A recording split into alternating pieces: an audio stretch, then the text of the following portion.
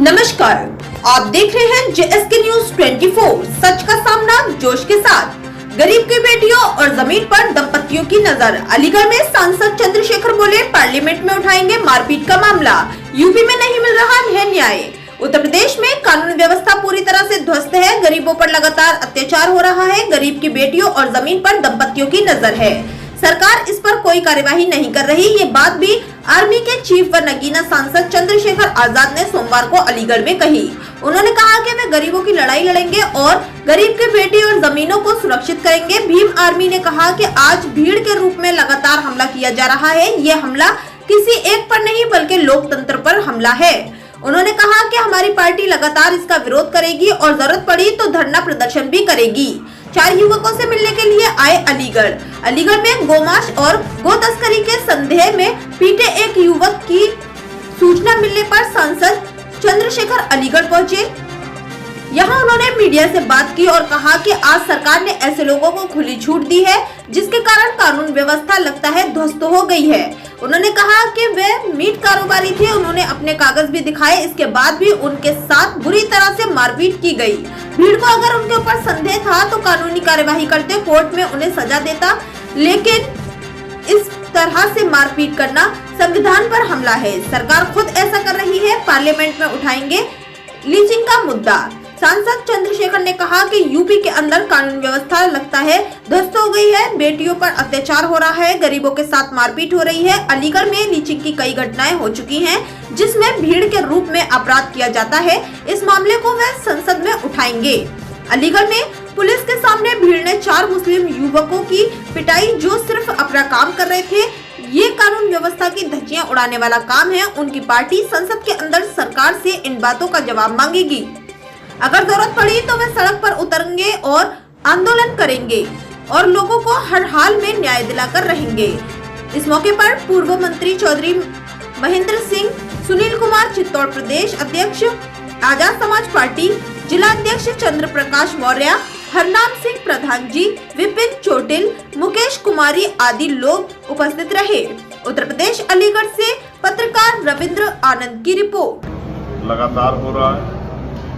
आरोपी एसी के कमरे में सो रहे हैं और पीड़ित जो है न्याय के लिए गली गली चक्कर काट रहा है और न्याय नहीं मिल रहा। रोज उत्तर प्रदेश में बहन बेटियों का अपमान हो रहा है, मारा जा रहा है, जलाया जा रहा है, कमजोर वर्गों को पेड़ पे लटकाया जा रहा है मार मार के। कोई इनको पूछने वाला नहीं, कोई सुनने वाला नहीं। कुछ दिनों पहले ऐसी एक घटना यहाँ हमारे पार्टी के सम्मानित राष्ट्रीय कोर कमेटी के साथी पूर्व मंत्री चौधरी महेंद्र सिंह जी और उनके परिवार के साथ भी इस तरह की घटना घटित हुई।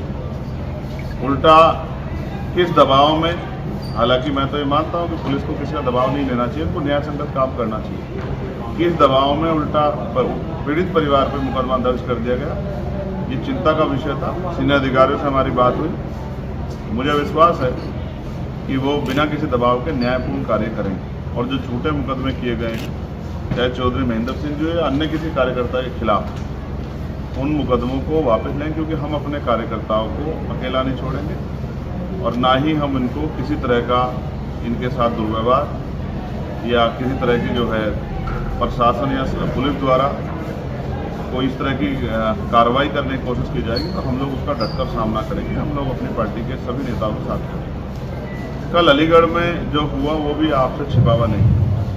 जो दूसरी घटना है, किस तरह से 3 मुस्लिम बच्चों को पीटा गया, ये भी 4, और ये भी एक सच है कि उन्होंने अपने कागज भी दिखाए, जहां से वो लेके आए वहां की पर्ची भी दिखाई। वो खुद में मीट व्यापारी, ये बात भी उन्होंने सबके सामने रखी। लेकिन फिर भी एक भीड़ ने जिस तरह से उनके ऊपर टूट पड़कर, और उनकी हालत देखने के लिए अभी मैं जाने वाला हूँ। अभी जब हम सीधे जा रहे थे तो पता लगा था कि डॉक्टर उनको चेक कर रहे हैं, इसलिए मैंने सोचा कि थोड़ा सा रुक जाते हैं। उनके सरों पर जिस तरह के घाव हैं, जिस तरह मुझे पार्टी के पदाधिकारी द्वारा बताया गया, उनके बॉडी पर जिस तरह के निशान हैं, जिस तरह की मारपीट उनसे की गई, मैं ये मानता हूँ कि ये कानून व्यवस्था पे एक बहुत बड़ा धब्बा है। ये भी बताया गया कि पुलिस की मौजूदगी में सब चीज़ें हुई। अगर आप ये सरकार भीड़ द्वारा व्यवस्था चलाना चाहती है तो तो ये संविधान पे बहुत बड़ा हमला है। कानून व्यवस्था की चलाने की जिम्मेदारी एडमिनिस्ट्रेशन पे, पुलिस पे और सरकार के ऊपर है। कोई भी भीड़ किसी को मार दे, पीट दे, हालांकि ये सत्य है कि उन पर कार्रवाई हो जाएगी, लेकिन उन बच्चों को कहाँ से वापस लाएंगे, उनके परिवार का क्या होगा। पिछली कई ऐसी घटनाएं हुई हैं जहां धर्म के नाम पे, जाति के नाम पर या मीट के नाम पे लोगों की हत्या हुई है। हमारी पार्टी, हमारा संगठन इस बात से सहमत नहीं है। मैं उस घटना का पुरजोर विरोध करता हूं और उन परिवार के साथियों से जाकर मिलूंगा, उनके इलाज की जानकारी लूंगा और क्या कार्रवाई प्रशासन उसमें कर रहा है, पुलिस कर, इसकी भी जानकारी लूंगा। और जो आरोपी हैं उन पर सख्त से सख्त कार्रवाई की जाए, इसके लिए भी जो है पुलिस प्रशासन से और सरकार से मांग करूंगा, क्योंकि आज उनके साथ है, कल किसी और के साथ होगा। अगर हमने इस हिंसा को नहीं रोका, भीड़ द्वारा जो भीड़ की शक्ल में जो हिंसा की जा रही है, इसको नहीं रोका, तो कल किसी की भी जान को नुकसान हो सकता है। आप भी पत्रकार साथी हैं, आप भी जनता की आवाज़ उठाते हैं। किसी दबंग को, किसी सामंत को पसंद नहीं आया तो आप पे भी हमला कर सकता है। तो ये लोकतंत्र और संविधान पे जो हमला है, इस पर चुप रहना, इसको बढ़ावा देना, इसलिए दोनों घटनाएं चिंता का विषय है। और हमारी पार्टी का स्टैंड है कि हम किसी भी अन्याय पर चुप नहीं रहते, हम इस अन्याय का मुकाबला करेंगे। सड़कों पे करना पड़ा सड़कों पे, और जब पार्लियामेंट चलेगी, पार्लियामेंट में भी इस अन्याय के खिलाफ हम लोग जोर शोर से आवाज़ उठाएंगे। हमारा जो धर्म है वो संविधान है, संविधान के आधार पर ही प्रदेश और देश चलना चाहिए। कानून व्यवस्था अच्छी होनी चाहिए, रोटी कपड़ा मकान की व्यवस्था होनी चाहिए, अच्छे इलाज की व्यवस्था होनी चाहिए, जो कि उत्तर प्रदेश में तो दिखाई नहीं देता। मैं इसी बात के साथ अपनी बात को खत्म करता हूँ। और कोई आपका सवाल? अध्यक्ष जी, एक यूट्यूबर के साथ में भी उसी क्षेत्र में मारपीट की गई, उनका ही वीडियो सोशल मीडिया पर वायरल हुआ, वो भी दलित समाज से आते थे, और लिहाजा पुलिस ने कहा कि छेड़छाड़ का मामला है, फिर जेल भी भेज दिया गया। मैं फिर आपको स्पष्ट कर दूँ, मैं भीड़ द्वारा हिंसा की बात आपसे क्यों कह रहा हूँ। अगर किसी ने कोई अपराध किया तो पुलिस उसको गिरफ्तार करे, कोर्ट उसको सजा दे। लेकिन सोचे कल अगर कोई और जो है इस अपराध को, इस तरह के अपराध को किसी पर आरोप लगा के, क्या आरोप लगा के आप किसी को पीटने का ठेकेदारी ले सकते हैं क्या? आपने आरोप लगाया, आप कोर्ट है क्या? आप पुलिस है क्या? आप जज है क्या कि आप ही तय कर दो कि सजा क्या होगी? तो इस तरह की हिंसा का हम लोग समर्थन नहीं करते। और हिंसा करने वालों को मैं सचेत करना चाहता हूँ कि भारत का संविधान और भारत का कानून सभी के खिलाफ कार्रवाई करता है, चाहे वो कोई बहुत बड़े परिवार का हो, चाहे बहुत बड़ी पॉलिटिकल पार्टी से जुड़ा हुआ हो, या उसका समाज सामंतवाद को मानता हो। ऐसे हर आदमी पर कार्रवाई होती है। ये आज नहीं तो कल होगी। ऐसा तो नहीं कि हमेशा सरकार एक ही बनी रहेगी। लोकतंत्र में जनता जिसको मौका देती है वही आगे बढ़ जाता है। हमने इन दलों को पिछड़ते भी देखा है। तो अब जनता आज़ाद समाज पार्टी की तरफ भी देख रही है। आज़ाद समाज पार्टी का 2 सीटों पर लड़के सांसद भी बना है। अगर यहाँ की जनता ने आज़ाद समाज पार्टी को आशीर्वाद दे दिया तो फिर इस तरह के आरोप करने वाले, हिंसा करने वाले लोग, फिर क्या उनको सजा नहीं मिलेगी? उनको भी सजा मिलेगी।